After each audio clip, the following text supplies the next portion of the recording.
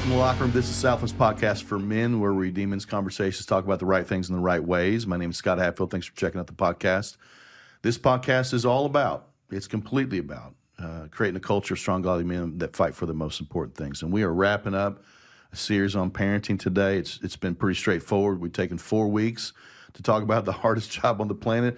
And I really hope that this has been encouraging and helpful for you. And in case you just found this specific episode alone, I'll tell you where we've been so that way you can go backwards. The first week of this, we talked about raising littles, which is babies all the way up to elementary. And we had a lot of fun, and those guys were phenomenal. And we talked a little bit about children's ministry, what we do. We had a couple great moms on here, and Jason Byerly was on here. It was awesome. And so the next week, we kind of moved the needle, fast forward into navigating the Class 5 rapids of raising teenagers. If there's a harder job, let me know. And just what that looks like, and some of the things that they're dealing with, and some of the scenarios that they find themselves in today, the pressures, temptations, the philosophies that are out there in our world that a lot of us as parents didn't have back then. And so we did that. And then week 3, we talked about parenting kids with smartphones and social media in a digital world with Scott Harvey. Phenomenal episode, lots of great truth, lots of great wisdom and encouragement for us to think about before we impart, or even if we've already passed the phone on to our kids, what that could look like if we need to course correct. There's some things there. And then today, our plan was to talk about raising girls, and my guest definitely has girls, but just as I was wrestling through this series, thinking about how we could close it, I thought I might want to go broader. And so if you came on expecting to talk about raising girls, my bad. We'll do that another time. But we're going to go a different direction, a broader direction, more helpful, great way to wrap up the series. It's been a great series, but it's not been a silver bullet for all the tough challenges of parenting. But my guest today is a guest that I tried to have on in the first series. I wanted him to be on. He was on last year, but he right beforehand, he big time me. He said, "Hey, listen, you got more material than you need," and he was actually true because we made it 2 parts. But he had something else going on. Another church was here, and they were wanting to get wisdom, and so he's like, "They need me," and so he had to cancel on me, and I was hurt. It was a lot to process. I brought this to the Lord, and the Lord has told me to give him another chance. So, Locker Room, our guest today is second timer. You're going to be encouraged. It's John Sampson. How you doing, buddy? Hey, I'm good. Good to see you, man. I'm good. Do I get anything for being a second timer? Yeah, that's right. Yeah, I'll get you some more water. Yeah, okay. That's good. Right. I don't know what that is. If there's a jacket, Mm-hmm. I don't know. We'll see. But listen, I've worked through it all. I got no resentment or grudges. I love you. I've forgiven you. I'm messing with you. I enjoy you so much. We have offices right next to each other, and we're both running so much. But it's fun. Even last week, we weren't even talking about this, but we just had a moment. We probably spent an hour just talking about real things, and I always enjoy that, getting to spend time with you. And so. Not everybody knows who all of us are, but give our audience a little bit of context for you, just as we begin to wrap up the series on parenting. But talk a little bit about your marriage, your family, how long you've been married, how many kids you have, their ages. Yeah, I've been married to my lovely wife, Shannon, 21 years, or about to be 21 years, getting ready to celebrate that. We have 3 kids, 3 teenagers. 3 teenagers. So when you're talking about raising teenagers, we have 3. In it. Yes, we are in it. My oldest, Lauren Clay, she is a freshman in college, going to the University of Kentucky. Cool kid. She's enjoyed her first year of college and done very well. Very proud of her. Give her a shout out. I had to borrow her car. So that's right. Lauren Clay, thanks for letting me borrow your car. It was awesome. Then there's Ty. Ty's our son. Yeah. He's a sophomore in high school. He's our little engineer. He's always making things for me on the 3D printer, and he's a big ultimate Frisbee guy. Nice. You've talked about disc golf on here a little bit. Yeah, but, ultimate Frisbee is way cooler. It's way better. It's more contact. So, and then there's Sarah. She's our 7th grader. 7th grader. She's the life of the party, always up for a good time, and it's fun. And throw 2 dogs and a cat into that mix, and it's a fun household. Get your a little dirty at times, but that's how it is. Lived in. It's lived in. That's right. That's right. That's cool. Hey, tell our audience a little bit about how long you've been on staff. You were an elder here for a long time. You've been a part of our church for a long time. But what you do, and then why you love being on staff at Southland. Yeah. Well, I've been here for 18 months. Most of it's probably because of the person you get to sit next to office-wise. It's probably the biggest Yes, Bless you, I'm absolutely. You're never there. I know. I'm Never always there. out riding. Fortunately, meeting with people. Vandy's in the next office, and I can check in on Go find some him and people. spend some That's time with right. him hanging out. That's So, yeah. So I've been here 18 months. Yep. I get to deal with all of the operational aspects. The facility, security, IT. Yep. HR, finance, I get to oversee Big all plate. of that. Big plate, and but it's all good stuff. And we've got such a great team in all of those areas. And then I also get to oversee our young adults ministry Yeah, and that's our right. residency. That's a lot of fun, both of which I'm very passionate about. I got involved in Southland because of young adult ministry. right. Back in the day, there was a guy. Met your bride here too. Met my bride here. Rusty George was a guy who was leading that ministry. George, I think you know him. Yeah, and, absolutely. He's so fun. Yeah, he, that just really got me into Southland, got me to serving. I learned the concept of living in community, accountability. I mean, I'm so grateful for that time. Met Shannon through that. She was very involved. And so it's fun to come back. I mean, that was, I think, the first time I ever walked through the doors of Southland was about 30 years ago. That's wild. So I know that dates me, but Wisdom. yeah. But anyway, it was just an opportunity to serve and did some mission trips, and it was a great time of growing in my faith. Yeah. And so it just, so thankful for Southland for so much, but that's definitely one of them. Super grateful for our church, man, what we do, who we are, how we love people. Here's the deal. Before we dive in, I thought it'd be fun to just have some fun. And I'll be honest, this part of this has no bearings, no relevance on where we're going today. I'm asking you a question. You know who Chuck Norris is? I do know Chuck Norris. Okay. You know him personally? I'm a fan of Chuck Norris. Okay. Well, listen, for those of you who don't know who Chuck Norris is, you should Google him. There's a lot to say about Chuck Norris. But if you're younger and you have no idea who Chuck Norris is, and I don't even know that I don't know if I think I probably watched maybe a couple of movies. But basically, if you're unfamiliar with Chuck Norris, you need to know that back in the day, Chuck Norris was a superstar, a movie star, an action star, did all kinds of action movies. And since then, his legend has just grown and grown and grown. And so if you're trying to figure out in your mind, like, what is Chuck Norris like? You just think Sylvester Stallone, Arnold Schwarzenegger, The Rock, Jason Statham, Harrison Ford, and Tom Cruise. And the lore of Chuck Norris is far-fetched and exaggerated and completely improbable, but fun nonetheless. And so much has been written about him being the greatest man to ever live. There's a lot of hilarious things that are said about Chuck Norris, and I just wanted to share a few with you. So you ready? I'm gonna walk through some of these. So again, he's a legend, and so here's some just crazy, just ridiculous things that people say about the man, the legend, Chuck Norris. So here they are. If you want a list of Chuck Norris's enemies, just Google anything that's been extinct. When Chuck Norris enters a room, he doesn't turn the lights on. He turns the darkness off. Chuck Norris can sneeze with his eyes open. One of my favorites. It's like God status. Chuck Norris doesn't hold his breath. He holds air hostage. I love that. Chuck Norris can clap with one hand. Chuck Norris destroyed the periodic table because Chuck Norris only recognizes the element of surprise. Anyway, Chuck Norris doesn't need to shave. His beard is scared to grow. Chuck Norris can kill two stones with one bird. That's how awesome he is. Chuck Norris can drown a fish. The chief export of Chuck Norris is pain. The flu gets a Chuck Norris shot every year. How about that? Death once had a near Chuck Norris experience. Chuck Norris can strangle you with a cordless phone. Chuck Norris once punched a man in the soul. That's how awesome Chuck Norris is. The show Survivor had an original premise of putting people on an island with Chuck Norris, and there were no survivors. This is one of my favorites. Once a cobra bit Chuck Norris's leg. After 5 days of excruciating pain, the cobra died. These kind of feel like dad jokes. Chuck Norris is the only man who can punch a cyclops between the eye.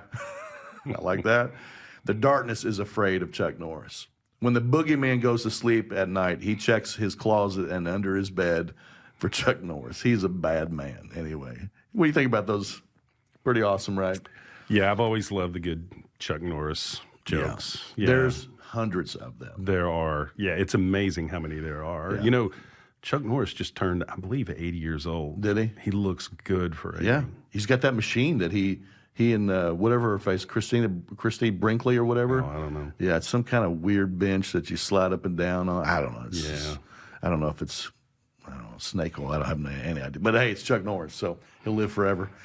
Hey, you came on first when we unpacked 2 words last year, and we talked about crushing pride, and it was a great episode. Heard lots and lots of feedback from people as we talked about what it means to choose humility, and the topic is an area for all men to be mindful of and to keep working on. But if you didn't hear that one, you should check it out. But the topic we're going to talk about today, just as we wrap up, is our parenting mission, kind of our mission statement. And so as you kind of look through the scriptures, as you think about parenting as God's intentions for us, these are 3 little statements that I think will help us kind of frame up how we operate as parents. And so the purpose, and here's the mission statement, the purpose of parenting is teaching and training our kids to love God, love people, and leave home. I'll say it again. The purpose of parenting is teaching and training our kids to love God, love Jesus, love people, and leave home. And the focus is really around one word, legacy. We want to give our kids something that's transformational, something that's eternal, something that impacts their lives now, but something that goes beyond the grave. This topic of legacy is not a mountain that I've summited, and it's not a mountain that John has summited either. We're in that process. We're trying to figure out how to do this well. And here's the deal. You can do it perfectly. You can do all this perfectly, and then your kids get to choose whether or not they're going to do this or not. And so for some of you who are in a place where you feel like the prodigal father of the prodigal son in Luke 15, I hope that today brings you a lot of grace and a lot of encouragement. But we both have kids we have one that's out of high school. You have 3 teenagers. We both have kids that are still in school and under our roof. And so I'll dive in again with this premise or this kind of broad statement for us all to be mindful of. And it's a couple of them. The first one is this: parenting is the hardest job on the planet. It's the hardest job. Number 2, there are no perfect parents, no perfect children, and no perfect families. And really one more that goes without saying, though it's the hardest job, it's the most rewarding thing that we get to do. And so we want to do it well. And so how's that setup sound as it relates to just us as parents talking about this key thing and all of that? Intimidating. Yeah. Yeah. It is hard. It's LeBron on a fast break, and it's just us all by ourselves. Intimidating. Man. That's how it feels. Some days you feel like, okay, I'm doing this well, and then the next day you're back to zero, just realizing, man, I haven't figured this out. Let me reboot. Let me take a time out. Let's catch our breath, and let's get back after it. So no one's arrived. We're fighting for the most important things, and we want you to do the same. And so we'll start off with this mission statement. Our parenting, our job as parents to help our kids love God, love people, and leave home. What comes to mind when you hear that? Well, I think the first thing is just helping, we have to be doing that ourselves. Yeah. We've got to be chasing after Jesus. We've got to be growing in our relationship with him. Yeah. We've got to be drawing on our wisdom. I mean, I think that's the first step, is just setting that example for our kids. Yeah. Yeah, even our parenting podcast, I mean, that's what Scott talks about. Hey, we can't give away what we don't have. And so that's where that starts. And so the question for us is, are we loving God and are we loving people? And did we leave home well? And if we haven't, did God redeem that? That's super important. The word legacy, we don't use that all the time, but the definition is something that's been handed down or remains from a previous generation or time. And so, John, there's a lot of things that we pass on: good things, bad things, healthy things, unhealthy things, destructive things, and eternal things. And we pass on all these good things, lots of good things: manners, gratitude, and integrity. We want to teach our kids how to do that, how to respect other people, how to respect authority, their teachers, whatever. We can teach our kids to have a solid work ethic, to take ownership and be responsible. We can pass on things like a great picture of marriage by the way that we love and serve our wives. If we're intentional with our kids, we can give them a healthy relationship with them, and that will bless them and benefit them for the rest of their life. We can give our kids the experiences that some of us never got growing up. And I don't mean just like all the big trips, but giving them opportunities to experience things and do things that many of us, because of our home or our brokenness or whatever, we want that to be different. Here's another thing. We can save up a bunch of money and give our kids an inheritance when we die. There's a lot of great things that we can do for our kids, but we're going to talk about the most important things in a minute. But we also pass on bad things. We all do. Unhealthy things, destructive things. And they could be things like how we do conflict or how we do communication with our wives and in our homes. And when it's not done well, it can have a lasting impact on our kids, and we can pass on dysfunction and a lot of bad habits. Here's another thing. If we struggle to tell our kids that we love them, it's amazing how many dads I run into that they never heard those words from their dad, or they never heard, hey, we're proud of you, or to affirm them as God's gift to us as parents will pass on brokenness and insecurity. Things like misdirected anger, which is big for guys. This can land on our kids. And if we lose our cool with our kids, and if we're not careful, we've just taught our children how to treat others when they get angry. And if we only have a heavy-handed approach to discipline, or we don't tell our kids that we've forgiven them, then they will feel the impossible task and pressure to be perfect, and that will cut a channel that will affect our kids. If we're always criticizing our kids for what they do, I mean, we always see the wrong or the dot on the paper and about what they're doing or how they're acting, it can have a lasting impact on our kids' confidence, their performance athletically, academically, even spiritually. That will suffer. And if we as dads are unable to own our mistakes, if we want our kids to own their mistakes, then we got to show them what that looks like. When we ask our kids for forgiveness and we tell our kids that we're sorry, we're going to work on something, if we don't do that, then our kids will struggle to own things, or they will struggle to grow up, and they will struggle to own their mistakes, not just with us, but in every relationship at work, in their marriages, with their own children. And so we just want to impart the right legacy to them. And so even as we're talking about legacy, here's the reality. Whether you've been intentional or not, well-meaning or not, and you have kids in your home, here's the reality. You're building legacy. You're passing something on to them.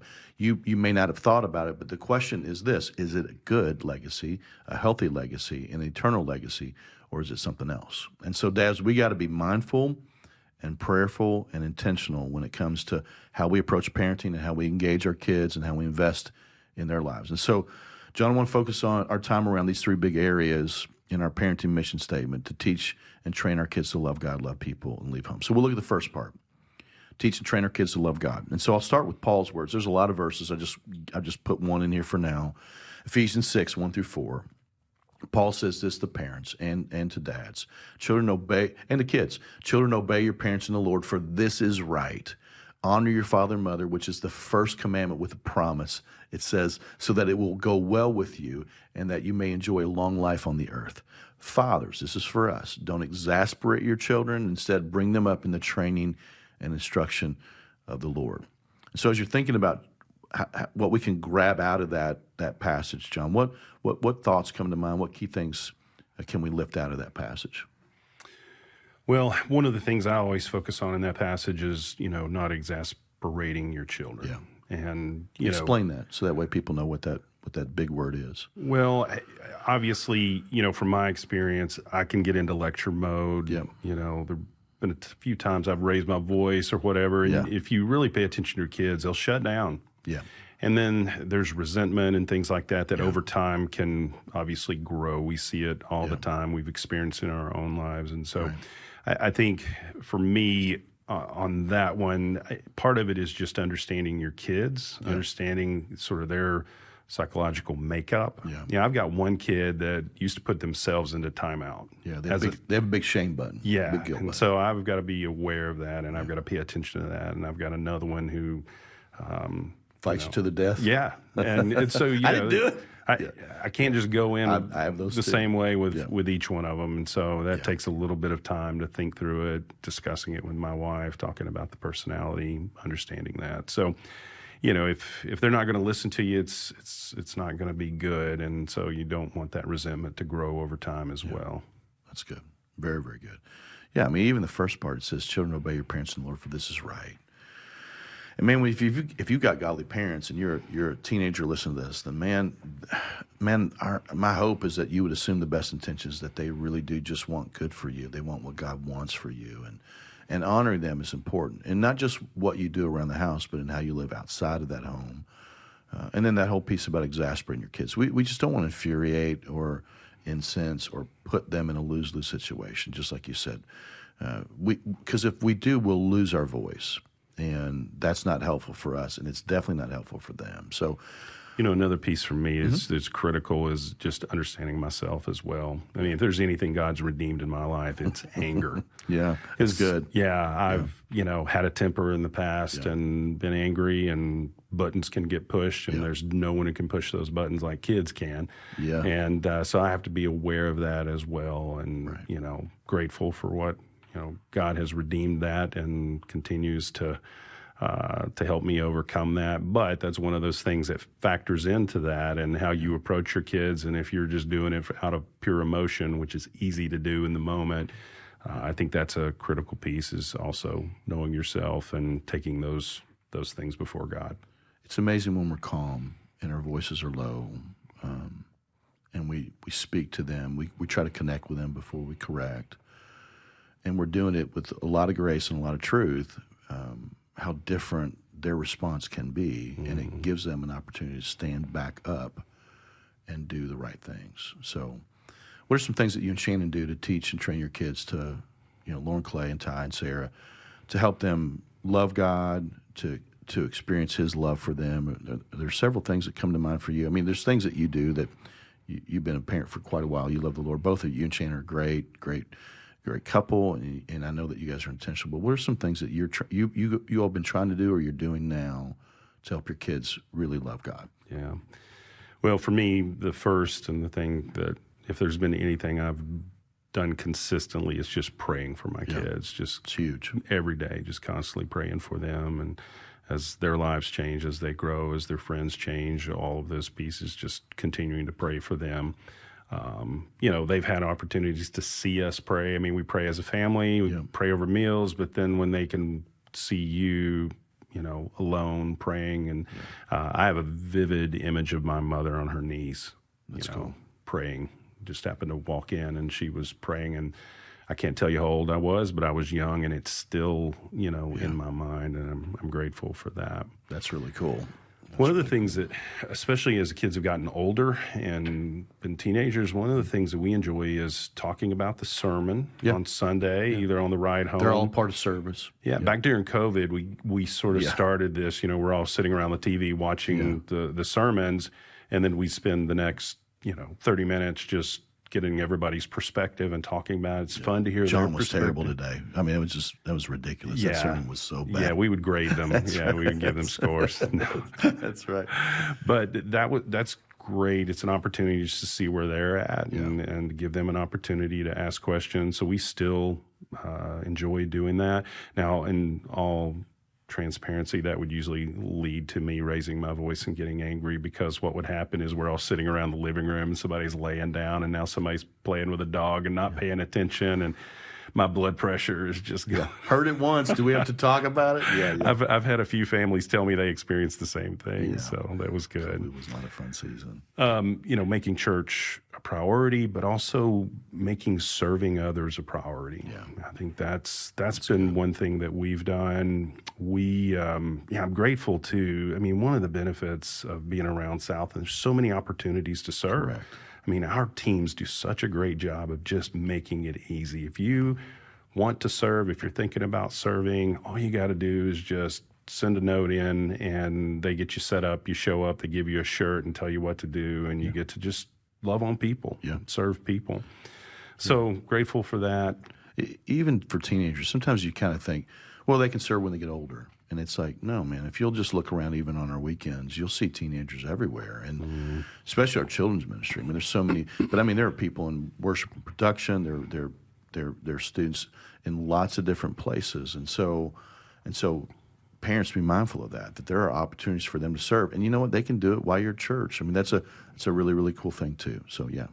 Yeah, our kids have gotten involved in children's ministry, being a part of that, whether it's leading worship or working a soundboard or a lighting board. There's opportunities for them to do that. That's been great for them. A couple of years, I think 2 Christmases ago, we as a family, it worked out for all of us just to serve, greeting people as they came through the door. And our kids loved it. And this year they were asking, hey, what are we going to do this year? They wanted to do it together. So that's a lot of fun. And Christmas Joy is another thing we love jumping into and being a part of that and helping out. Our teams do such a great job there. So No, that's awesome. That's awesome. And so, you know, has there been any cool moments or something that has been impactful that you've seen? Just like when you said that you saw your mom on her knees, have there been any moments along the way where you think about your kids and you see them serving? It's almost like your mind takes this mental picture, and you're like, man, I'm so proud, or I'm so encouraged by it. Is there any of those moments along the way? Well, I think the one I just mentioned of them wanting to serve as a family, and getting together and doing that's been good. That they want to be around you all and serve. Yeah, that's a cool thing. Yeah, too. they want to be part of it and part of the church. So that's been great. I think that's probably the one that jumps out at me. That's cool. So locker room, men, dads, here's the deal. In all of this, there's a lot of things that you can do with your kids. And John just shared some really great things. But we want to help our kids love God. And it doesn't have to be this formal thing where you've got to come up with this crazy Bible study. It's just as we go, intentional conversations every day, praying for, encouraging, modeling for them, figuring out ways, creative ways to serve and give our kids an opportunity to demonstrate their love for God by the way that they love Him, by even just jumping into different areas where they can serve and make a difference. And so the challenge or the question for us in this first section in locker room for all of our listeners is, what do you need to implement into your parenting, into your home, into your family, to help your kids grow in their love for God? That's super important. We got to be intentional about that, mindful, prayerful about those things. Second part of this parenting mission statement is to teach and train our kids to love people. And it's interesting, there's so much in the scriptures that talk about this, but when Jesus was asked the question, hey, Jesus, what's the greatest commandment? And you think about the Old Testament and the 600 plus commands that were created back then, Jesus' response was lightning fast. He said in Mark 12:30-31, Jesus replied, the most important commandment is this: listen, O Israel, the Lord your God is one and the only Lord. And he said this: you must love the Lord your God with all your heart, all your soul, all your mind, and all your strength. Those 4 key areas. And then he said the second is equally important, which is huge for us to capture. Love your neighbor as yourself. No other commandment is greater than these. And so it's interesting when Jesus was asked a question and he gives an answer, but he gives a 2-part answer. He says, love God and love people. And again, there's a ton of verses around this, around our relational world and how we love people, but the Bible gives us a bunch of stuff. Proverbs 13:20 says, walk with the wise and become wise, for a companion of fools suffers harm. Great verse for your kids to know. 1 Peter 3:8, finally, all of you should be of one mind, sympathize with each other, love each other as brothers and sisters, be tenderhearted, and keep a humble attitude. Galatians 6:2, carry each other's burdens, and in this way you fulfill the law of Christ. When we help each other, when we help somebody carry something that's really hard in their lives, help our kids learn how to do that, then it says that we're fulfilling the law of Christ. This is what he wants to do in loving people. Colossians 3:13, bear with each other and forgive one another if you have any grievances against someone. Forgive as the Lord forgave you. When we're driven by the grace of God, forgiveness becomes much easier for us to do with other people. And then Matthew 5:43-45, it says, you've heard said, love your neighbor and hate your enemy. Jesus says, no, I tell you, love your enemy and pray for those who persecute you, that you may be children of your Father in heaven. This involves so many different aspects of relationships or friendships, navigating people in their lives, in their school, friend groups, that type of thing. And so friendships are important, and we got to help our kids develop healthy ones. This also involves navigating friends that change over time. You've got kids that are in middle school or in high school and one in middle school. And the reality is friends do change. There are seasonal friendships. Friends can change. The book of Ecclesiastes is there's a lot of it that's about the fact that there are seasons for different things. And sometimes it's a really hard thing to help kids process and navigate, because you just kind of think, I'm going to lock in this person, we'll be friends forever. And then all of a sudden, as they grow, they may grow apart or grow differently or end up at a different school. We have to help our kids engage in healthy conflict resolution. This is critical for us. And we model that by how we do that with them. But as a Christian, teaching our kids, hey, we're going to love people that are Christian. Love people that go to our church. Love people that have the same beliefs that we do.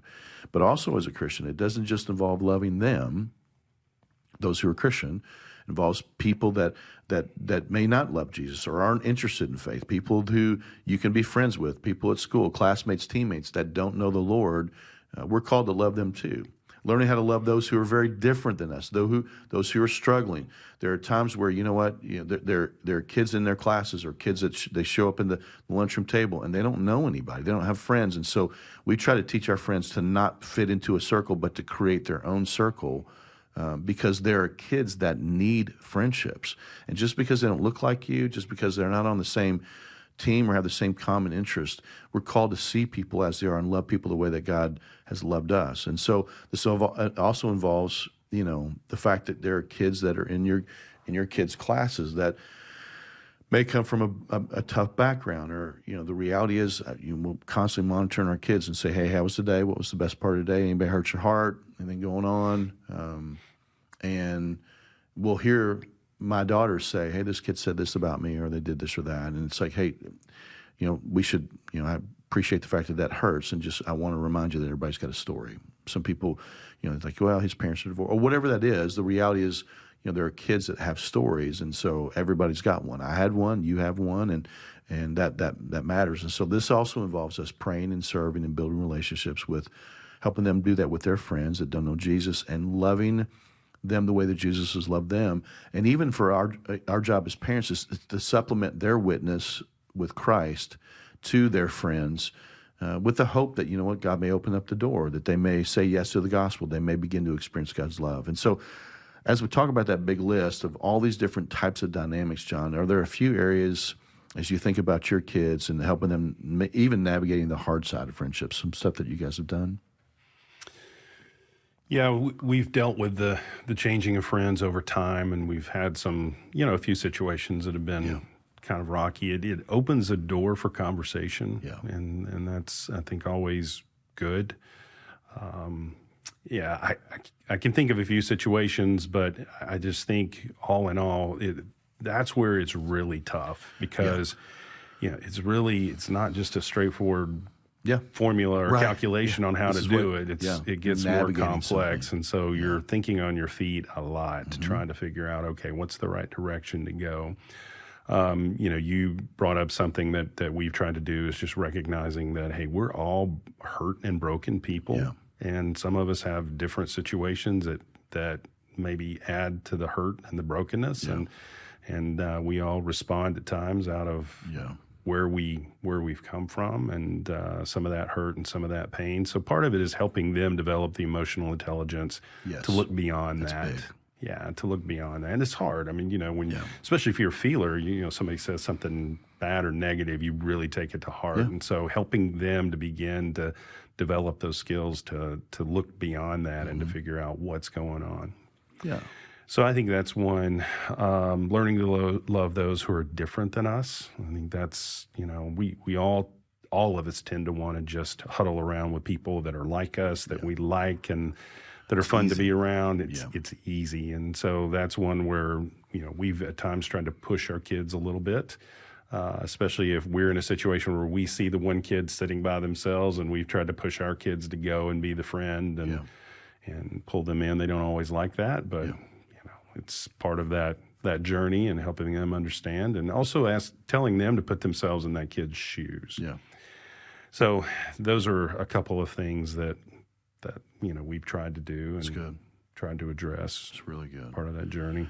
In the second part, before we wrap up the second part of coaching, training our kids to build, develop, and navigate friendships, some insight, parents, dads, for locker room. You got to know their friends. You should ask good questions. You should get to know who they are. Learn even about their families. You should know the people that they're hanging out with. You shouldn't just know them by name. You figure out ways to, for your kid to hang out with them, for you to meet them, and when they're being dropped off at somebody's house or whatever, you should walk up to the door, not just say, "Hey, be safe, have fun, make good choices." You should go in and meet their families. It doesn't hurt, if you're on social media and your kids are, for you just to do a little Googling, do a little search, and check out their social media posts and tweets just to see what are they saying, what do they believe, what are they about. These are super important. Here's a couple other things. Help your kids understand the difference between friends and close friends. Help them understand the importance of putting the right friends in their corner. Because here's what happens. Sometimes we kind of chase popular we chase people that are really liked, and it's going, hey, listen, we want you to find the right close friends. And it's not just about what everybody thinks about them. Are they a person of character? That matters. We've all heard it said, show me your friends and I'll show you your future. It's imperative that they learn to surround themselves with solid Christian friends who will sharpen their character, who will be there during tough times, who are running in the same direction that they are. And that direction should be toward Christ and his plan for their lives. Here's another way that I think as dads, we can help our kids think about different levels of friendships and relationships. Think in terms of these concentric circles. There's a circle in the middle. There's a circle that then is right outside of that. And then there's another circle. And so the central circle, if you kind of can visualize that, is the circle that includes Jesus and close family friends. This circle is critical for our sons and daughters to understand that these are the most important relationships. Their relationship with Jesus, their relationship with us, their moms and their dads, their siblings are critical because these relationships are never going away. They're never going to leave. They're never going to betray them. They're never going to turn their back. Through seasons of life, ebbs and flows, these will always be the constants. And so they may not always appreciate that. They may not always leverage that. But we want our kids to know that, hey, listen, that central section, especially with Christ, it's ride or die. We need that circle. And then the second circle outside of that inner circle is the circle of influence. And these are their closest friends. These are the iron sharpens iron, friends that make them better, friends that are seeking to honor Jesus with their lives. These friends are critical. And it may not be a crowded circle of friendships. You may have kiddos that are in a small school, or they may be more introverted. They may only have one or two of these people. But praying for these type of friendships for our kids are critical. We as parents should be praying for that.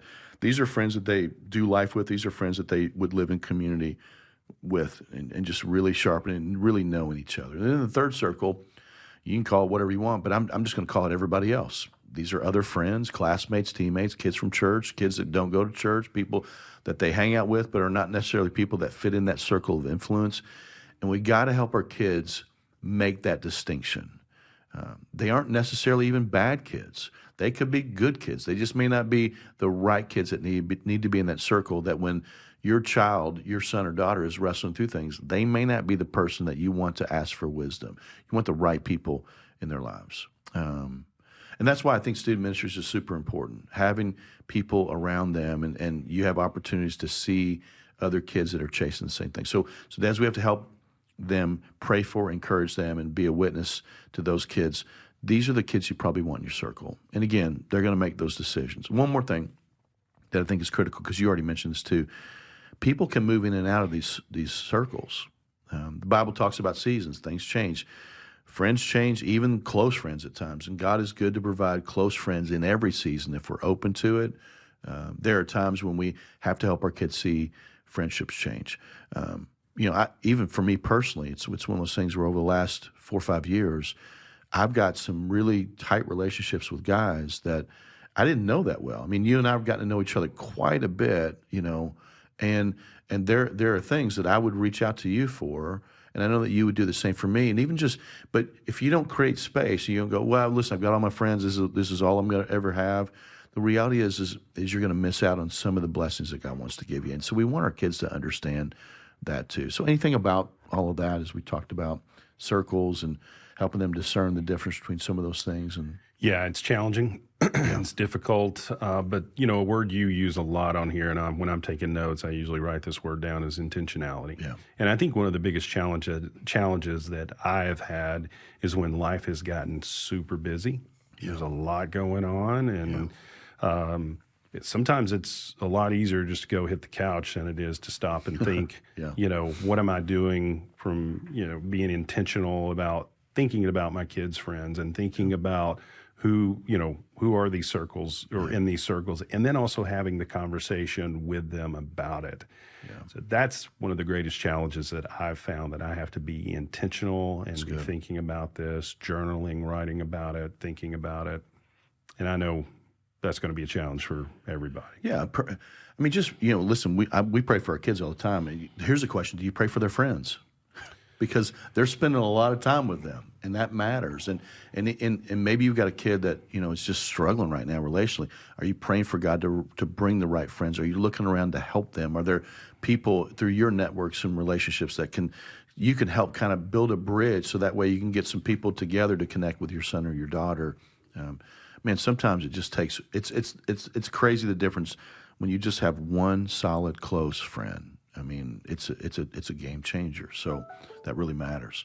Let's talk about the last area as it relates to our parenting mission statement. Teach and train our kids to leave home. That's such a funny statement. As I read it, it's like, yeah, we do. And I love them, but at some point they got to go, right? And our job is to help them go well. And so this is a big part of legacy. That time may be when they head off to college. They graduate from high school, and that summer in between, you're trying to get them ready, and then they leave. And they may come back a little bit, but they may never, ever really fully ever be back again. Or maybe they go into the military, or maybe maybe that moment is actually when they graduate from college because they've been home quite a bit, or they stayed here and they're commuting to college, or maybe they took off and got an adult job. Regardless of when that moment is, there is a pushing off the dock moment that will happen, and we have to help our kids prepare for adulthood and embrace it and move toward it. And so, John, as you think about helping, you've got one, just like I do. I have one, and I'll talk about her in a minute. But helping our kids leave home, moving toward independence, and we're not just doing that when they graduate from high school. We're trying to help them do that when they start entering into the teenage world, because it's a long ramp, and we want to help our kids begin to think about that. What are some critical things that come to mind for you as you think about getting your kids ready to head out into adulthood? Yeah, I think there's all of the I'll call it the nuts and bolts. You're trying to teach them how to do their laundry and teach them how to pick up after themselves and just do the things that everybody needs to do. We're in a stage right now where we're teaching one to drive. Yeah. And we'll be sitting for that test here very soon. Okay. So that's a part of it. We've always talked about, we want to create kids who are going to go out into the world, be good citizens, love God, going to contribute to the world. So we're always trying to think about that. Part of that is being in church, getting them around good, quality people, praying for their friends. We've had some cool experiences where we've specifically prayed for friends and seen a group of friends come around. Just, really wonderful kids. So, what else have we done? Again, it's one of those things that you have to be intentional about. You have to stop and think. I as we talked about this and I thought about this sermon, I remember last summer, for some reason, I finally figured it out, but there was a time to where I would look at the date, and as the summer kept going by, I kept getting angrier and angrier that it was going so fast. And I had to stop and ask myself, what's going on? Why is that? And finally I realized, I've got one about to leave the house. One Clay getting ready to leave. Yeah. And I finally came to the realization was part of it was I felt like there's so much I had not taught her. Sure. I mean, something as simple even as changing a tire, making her do that. But so many other things, knowing that she's getting ready to leave the house and she can make all the decisions, most of the decisions on her own now. So that was something that I struggled with, and I'm trying to be a little more intentional now with the other two and thinking about that. Fortunately, we still have the opportunity to influence her. That's right.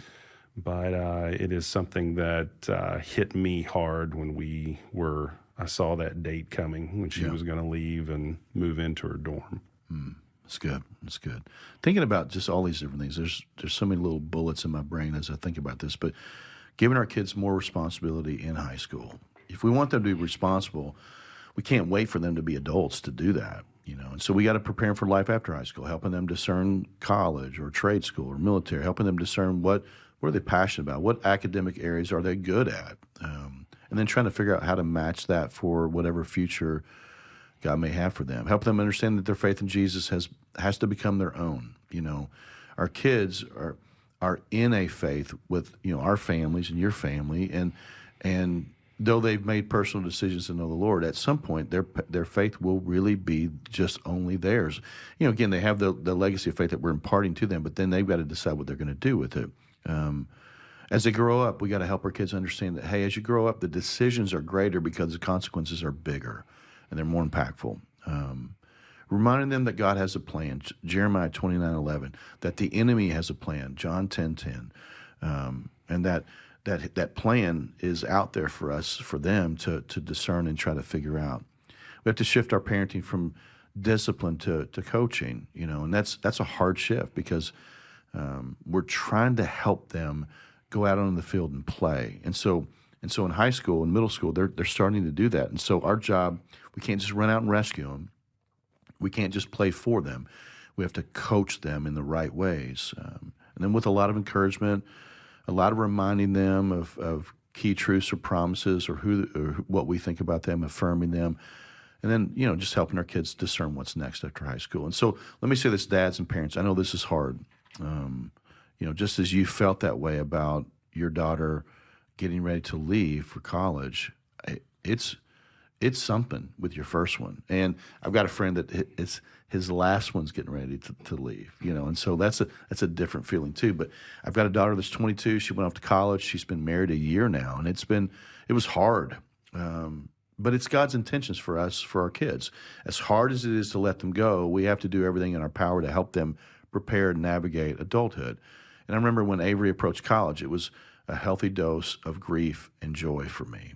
I remember sitting on the couch right before she was about to leave, and I just had this moment. It's funny, it's almost like these little Polaroid moments where you just stop and you're going to always remember that. But I remember looking at her going, hey, listen, I love you, and you're going to kill it.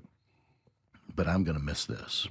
Just being with her, just laughing with her, just enjoying watching TV with her, serving with her, watching her serve others, seeing her grow into a godly, dangerous woman, all of that, And then that drive to her college. I'm following her, and I've got this slideshow in my head. I'm just trying to keep my eyes on the road and thinking about all these things and moments where we've just watched her and celebrated her life. But know this as well. When our kids get into high school and they begin to flex their independence, we got to do two critical things. And really, we could spend a whole episode on this, but I think it's important at least just to breach these two things so that way we can begin to think about them. The first one is to reinforce through teaching. That's the first thing. And then the second thing is to begin to cut ropes to prepare them to fly. And so I'll throw a couple things in here, and John, just jump in, man. This is a conversation, but if you think of some things that stick out, or you go, hey, let me dig this one out. The first part is reinforcing our kids through teaching. As they get into these teenage years, we got to remind them over and over again about what God says about them, how much He loves them, and who they are in Christ. Their identity is not based on anybody else, but who Jesus says that they are. Remind them that God's got a plan for their lives. Their role is to seek Him first, and He will lead them toward His purpose for their lives. And His purpose for their lives is for their good. Reminding them to stay connected to truth. Encouraging them to be in God's Word. Remind them that they have God's Word, they have the Holy Spirit, and they have the most important relationship that is with Jesus that can really make all the difference. And then reminding them that, hey, we're always here, and we're always in their corner. And you'll have to teach them important things like, hey, what to do if the light comes on in your car dashboard, or just like you were talking about, John, to help them learn how to change a flat tire if they have to, how to live on a budget, how to have study habits, how to wash your clothes, food prep. And even if it means they just have, in college, they just have a microwave, hey, here's how you survive. This is what ramen noodles are. There's so many things that you can microwave and survive on until the cafe opens up. Safety measures, living on campus, helping them understand that what they're walking into is a war zone, that the enemy is winning in a lot of places, and people lose their minds. And if you have a female, you have a daughter, teaching them to have their head on a swivel. Teach them to be careful and cautious when boys approach. Teaching them that, hey, not every boy that's interested in you has good intentions. I'm not trying to scare them, just trying to make them wise. Talk about the reality of life. Encouraging them to take their time in meeting new people when they go to college, and not allow the insecurity of not having friends to push you quickly, prematurely into a place where you end up getting connected with the wrong people. It's just being patient, taking your time, being connected to even campus ministries or Christian clubs or CSF or FCA. Find a church if you're moving further away. We told our kids forever, if you'll be a good friend, eventually you'll have great friends. So be patient. Remind them of your love and how proud you are of them, and tell them to go kill it in college or in the military. or in their adult job. Tell them that you believe in them. The word encourage means to breathe courage into them. And man, for some of us dads that are listening to this, you go, man, I would have loved to have had an ounce of that. And the reality is, I hate that for you, and I understand. But the reality is, you can breathe life and breathe courage into your kids, regardless of whether you had it growing up. So give them what they need. Help them know that you're excited for them. And here's the deal: they're excited too, but on the inside, they're nervous. And so remind them that, hey, no matter where you go, God is going to be with you, no matter where that is. Encourage them to check in and communicate. You listen, you're not going to be able to talk to them every single moment of every single day. Again, you're going to have to give them room. And then remind them that you're always there, no matter what happens. Hey, listen, even if you get in trouble, if the law's involved, I need you to call me. We love you. Listen, we're gonna work through this. It's gonna be okay. And then this, real quick, that first part. Anything in that first part? Well, the thing that keeps coming to mind, you actually mentioned John 10:10. That's one that my kids will laugh when they hear me talking about it, because I talk about it all the time. Yeah. John 10:10. Yeah. And I love that verse. It's always been one of my favorites. And I use it, the thief comes to steal, kill, and destroy. Yeah. And real clear. Yeah, but Jesus said, I came to give you abundant life. And so, in the world we live in today, to where the messages are in opposition to what the Bible says. Chase your desires, do whatever feels right, live in the moment, live in truth. And so part of what I want them to get from that is a love for the Word, that, hey, God's for you, He loves you, He created you. And so if you follow His Word, if you seek His wisdom, if you I want the Word to be something they turn to. Yes. All right. I've been blessed to have experienced that. When I dig into God's Word and I do what it says, good things happen. Yeah. Gets me through hard times, those types of things. But there's an enemy out there who is seeking to steal, kill, and destroy. Yeah. And so I want them to get that and to understand that. And so that's one we've talked about a lot. Even as we talk about verses, we come back to that one and go, how does that apply here? Yeah. It sounds like maybe God doesn't want you to do something. Well, why would that be? Yeah. Why would He outline that to say, hey, avoid this, don't do this, do these things instead? And He's not holding out on you. He's not trying to rip you of your fun. He cares for you, wants what's best. No, that's good. That's really good. Yeah, the bottom line is the battlefield's between truth and lies, and so we have to help our kids understand what truth looks like. And so we want them, and our prayer is that they would be hungry and that they would be anchored in God's truth. That's super important. Anything else in that? I'll move to the second part. No, I don't think so. Okay. Second part is we got to cut ropes to prepare them for independence. And this is hard because there are babies. We're worried about the world. Anything can happen as soon as they leave that driveway, on and on and on. And so, but as parents, we want our kids to understand a very important transition that's got to take place. And over the course of them growing up, this is kind of cool, and I heard this somewhere. I wish I could remember who it was, but we got to give our kids a view, a voice, and eventually a vote when it's appropriate. And so as they're younger, we want to give them a view, and sometimes even as they're navigating new things, even in high school, we want to give them a view of the rules, or a view of guidelines, or a view of expectations. We want to give our kids a view, which is really important. It's not just stating the rules. These are the rules, Give them a view of truth, give them a view of reality, give them a view of the stakes and the consequences that come with these decisions. And it's like explaining the why behind the guardrails. Here's why we do this, or here's why we don't do this. And then as our kids get older, we want to give them a voice. And what that means is as they're navigating these teenage years, we want to help them have a voice, meaning we want them to share their opinion, give their thoughts about what you're going to allow them to do. Hey, it's cool that you go to this dance. It's cool that you do this or that. Here's some things I need you to be mindful of. What else are you thinking? This doesn't mean that they get ultimate authority. We want them to begin to speak into and think critically about the importance of going out with their friends, going on a day trip to the gorge, staying the night with some friends, instead of always prescribing to them, this is what you do, and this is what you're not going to do. We have to invite them into playing a role in the decision process. So locker room, at some point, you've got to give your kids some rope, but don't give them all the rope. This is why we give them a voice. We start with a voice, and then eventually they get a vote. This helps them to begin to take ownership of their decisions, to think through the consequences, to give them a little bit of rope and see if they're responsible with the freedom that we're giving them. And as our kids get older, maybe that's their junior year and senior year. And again, this is based on maturity. We want to give them, we want to live in the voice section of this transition, and then eventually begin to give them room to vote. Meaning, we have to give them places where they can vote and decide for themselves. Okay, does that mean, hey, I'm going to decide that I'm going to go with my friends to spring break in Panama City? No, that doesn't mean that. But it means we give them opportunities to vote and make decisions for themselves, the right decisions. So we have to begin cutting ropes. This is where we begin to transition from this. This is where we go, hey, what's your plan? What do you guys want to do? Give me your plan.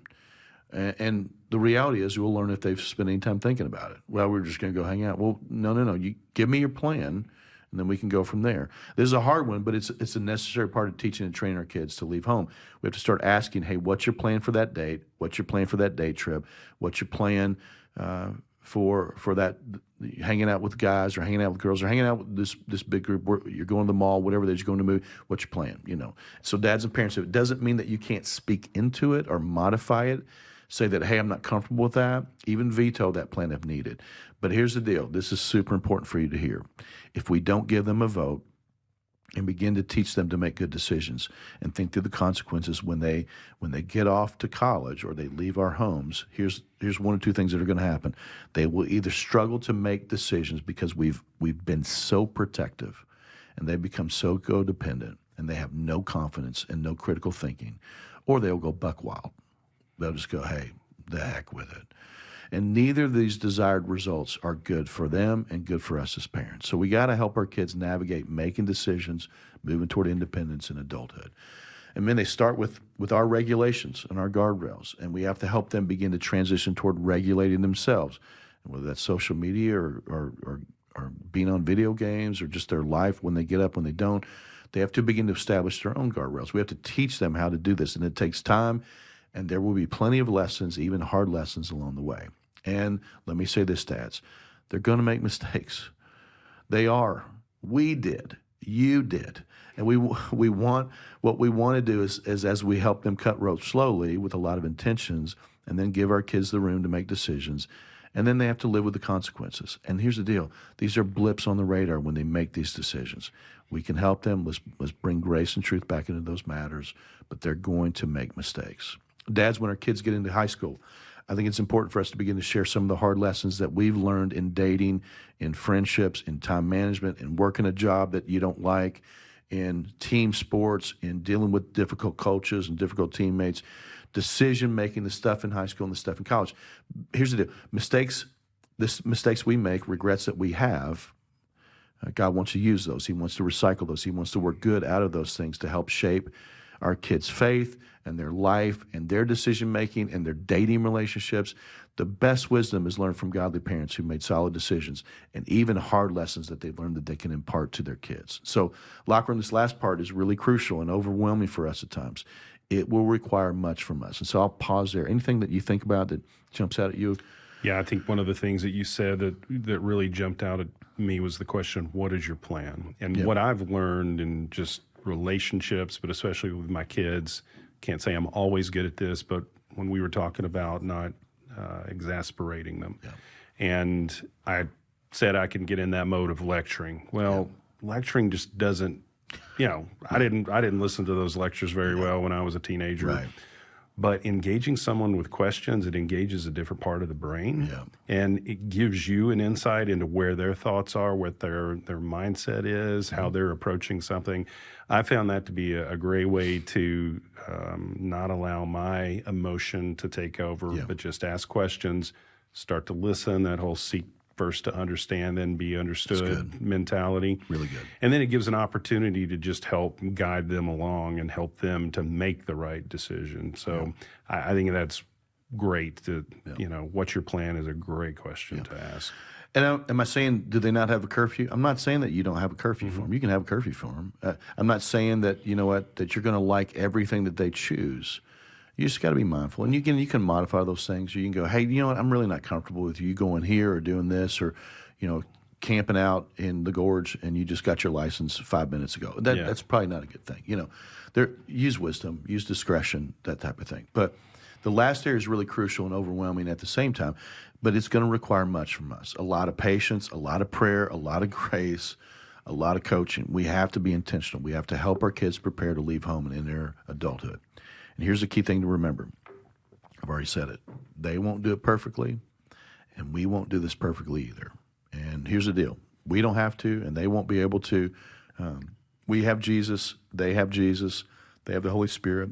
They have a perfect Heavenly Father who's going with them. And so I want to encourage you with the passage as we kind of begin to wrap this up. It's a life verse for me, and I hope it'll encourage you. But Paul says this, and this really speaks to so many different areas. But 1 Corinthians 16, 13, and 14. I love this passage. It says, be watchful, stand firm in the faith, act like men, be strong. Let all that you do be done in love. I think that's super important as we wrap up this parenting series. This passage screams about the importance of being intentional as a man, as a husband, as a dad who cares deeply about his kids. And so let's impart a legacy of faith to our kids that will help them become the men and the women that God created them to be. And man, there's so much joy in all of that. So John, any closing thoughts as we wrap up? Just encourage your dads, parents on the podcast.